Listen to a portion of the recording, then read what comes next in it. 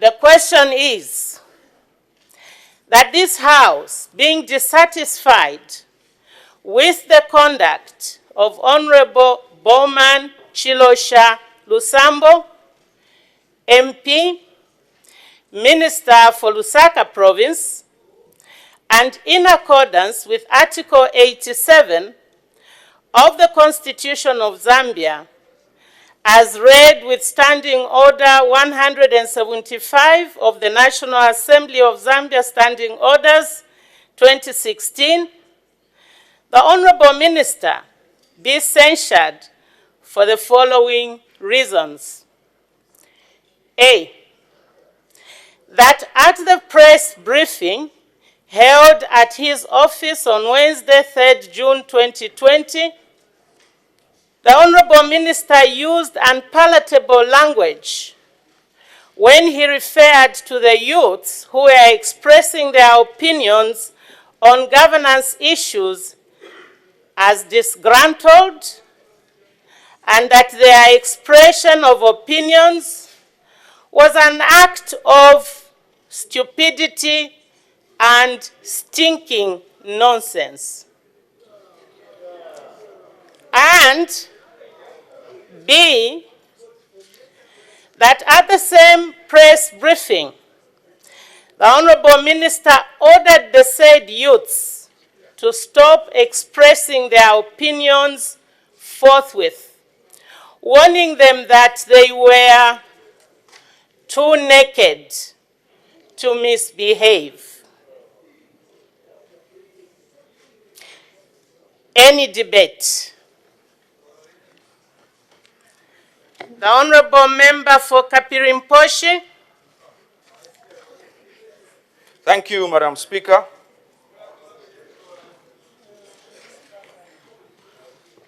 Madam Speaker, this motion touches on the core and the existence of civil rights for the Zambian people, which are consistently denied by the Patriotic Front. Madam Speaker, the House may wish to know that since the commissioning of this Parliament in the winter of 1967, this chamber has witnessed the swearing in of members of Parliament. Consequently, we have hosted presidents here, Madam Speaker. Bills have been passed into laws. This House has also witnessed, Madam Speaker, the censuring of erring members of the public who have put the decorum of this House into disrepute. Madam Speaker, but I want to be quick also to mention that never at all in the history of our Parliament has any motion been brought to the floor to censure a minister. Madam Speaker, we are dealing with a novel situation on our hands, one which will set precedents for the Zambian Parliament, and also one that will influence not only the present, but in how, as politicians, we shall move our country forward. Madam Speaker, further, this motion also will set as a litmus test for the Patriotic Front government. It will test, Madam Speaker, whether or not they have any intention whatsoever to guarantee the youth of this country and generally the citizens of this country their freedoms. Madam Speaker, for the benefit of the House, I would like to refer, and I quote in a few parts, in certain parts, on what exactly the minister said on the 3rd of June in his office. In an apparent address to the youths, he said the following, and I quote in part: "You can't start demeaning the office of the president. Those of us who have trust in the president are not going to sit back and enjoy your nonsense. We want to urge you to stop, and to stop it now. We cannot go on like this.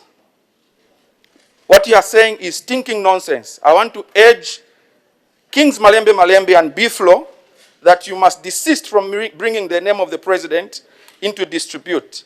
This is stupidity of the highest order." End of quote. Madam Speaker, the minister was urged by this House to write to Parliament and explain why he used such unpalatable language. In his response, Madam Speaker, the minister stated in his poorly crafted excuse that the only reason he addressed those youths like that is because he knows them personally. Madam Speaker, the question I'm asking this afternoon is that, does the minister have the right to gag any citizen as long as he knows them personally? Madam Speaker, according to me, This is a constitutional issue. Because in the Bill of Rights, it states very clearly in Part 34(1) to say that every man and woman in this country has a right to an opinion, has a freedom of speech, and they have the right to express how they feel. Madam Speaker, the two musicians that the minister addressed, first of all, I must state that they are citizens of this country. And when musicians sing, Madam Speaker, they don't sing to themselves. They sing to the general public. And consequently, when they address the media as musicians, they speak on behalf of their huge number of masses that follow them. So the minister's actions, by calling those two youths out and practically putting a cloth in their mouth so they can keep quiet and not address the president, is an act of gagging the public. Madam Speaker,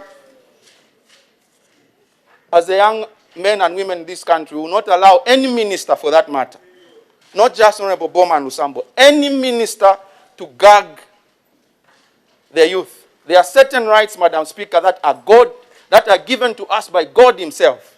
The freedom of the conscience, the freedom to express ourselves. And Honorable Bowman Lusambo must not be entertained by this parliament and allowed to go scot-free.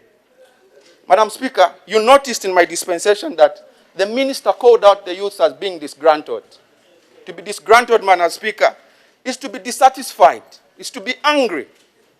So I find it very ironic, Madam Speaker, that the same ministers who have mastered the art of causing untold misery on the Zambian youth are the same ones calling them disgruntled. Yes, the youth are disgruntled, Madam Speaker, because we are confronted with a government that has no plan whatsoever to provide jobs. The youths are disgruntled, Madam Speaker. Honorable member, let me guide you. Your motion is to censure one honorable minister and not all of them. Speak to your motion. Proceed. Most obliged, Madam Speaker. The point I was driving, Madam Speaker, is that I find it ironic that Honorable Bowman Lusambo will be the one to stand up and say that the youths are disgruntled in this country. As a minister, he is responsible for policy that takes disgruntledness out of the youths. But, Madam Speaker, my point also is that the youths, yes, are disgruntled. And to be disgruntled, all I was saying, is that to be angry and dissatisfied with the status quo. Who's not going to be disgruntled if jobs cannot be provided? It is the same minister in his utterances, Madam Speaker, that takes away the rights of our people to speak against the government and the presidents. Yes, the youths are disgruntled, and he's one of the people that have caused us to be that way. Madam Speaker, this minister, Honorable Bowman Lusambo, is a serial offender. The House may wish to know, Madam Speaker, that at the beginning of the COVID-19 cases in this country, Honorable Bowman Lusambo took the law in his own hands. Honorable member, let me guide you. Take your seat, Honorable Deputy Chief Whip. You have moved the motion. And in this motion, you have specific issues. You are complaining in a way. And you have specified at a press conference, this is what was said. And arising from this motion, I expect you to expand your debate, but not going outside the motion. You have 10 minutes, because if you are bringing in other issues now, you are going away from the motion. So come back to the motion, state your issues, your complaints, and then we let other people also debate. Proceed, Honorable Member for Kapirimposhi. Much obliged, Madam Speaker. I'm trying to lobby for a censure, Madam Speaker, and the point I was trying to drive at, just before you guided, was that Honorable Bowman Lusambo is a serial offender to the youth of this country. And in that regard, I was trying to substantiate by saying that at the beginning of the COVID-19, when the first 3 cases were reported in this country, the minister, again, is on record as having taken the law in his own hands. He went on No. whipping youths in this country. Honorable Member for Kapirimposhi, you have 3 minutes. Let me guide you again. You have a motion which is very clear. You are complaining of some words that the minister uttered, and you are here already to ask for the members to support you, to support the motion. The Honorable Minister for Lusaka Province will be given a chance also to speak. We do not expect him to speak away from this motion. He will be speaking within the motion and in accordance with the provisions of the standing orders. So when you start now having a cross-country debate, you are bringing in issues over which the minister is not before the House for censure. So proceed. Your motion is very clear. You have 3 minutes and 22 seconds. Proceed. Madam Speaker, Minister Bowman Lusambo is unrepentant in his actions. But as guided, I won't provide further examples, except to say, Madam Speaker, that, you see, as young people in this country, government needs to realize that we've chosen to hold our country to a higher standard, much higher than what they are taking us through. Madam Speaker, we will not for a second, whether with the support of Parliament or not, accept to be gagged by any government. Just 4 days ago, this country was commemorating Independence Day. The scars in the spirit of this country are still clear. Very, very clear. And there's no way, Madam Speaker, we can, as young people, fail to repay that debt of gratitude to those that died in fighting for our freedoms. He doesn't have a choice. Regardless of what action that the House takes, the message from the youth from all over the country, Madam Speaker, is very simple and straightforward. If they choose to arrest youth because of the act of trying to demonstrate, we can take that. The young people in this country are ready to fill up every jail cell in this country, if that's what it takes, in order for us to be free. It doesn't matter, Madam Speaker. There's no way, Madam Speaker, a minister can be speaking like this Order a in the few House. months before an election.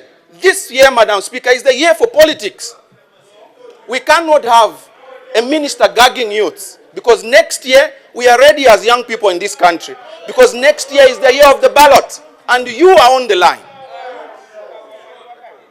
Like I mentioned in my preamble, Madam Speaker, the litmus test here is that we are going to define the relationship between yourselves as ministers, or between yourself, Honorable Bowman Lusambo, and your government. Your relationship between yourselves and the youths is what is on the line. Colleagues, how you shall display yourselves towards the youth today is what is on the line. Our relationship is being redefined, and we are defiant in our approach. We will not relent, and we have a future to uphold. I just want to also, in my last minute, to assure all young people across the country, Madam Speaker, regardless of which political party they are coming from, that as UPND, we are committed under the stewardship of President Hichilema, that Mr. Speaker, Madam Speaker, that we will, and mark my words on this one, we will, Madam Speaker, respect the rule of law as a matter of priority, and we shall prioritize the rights of our people, men, women, girls, and boys. Madam Speaker, I beg to move.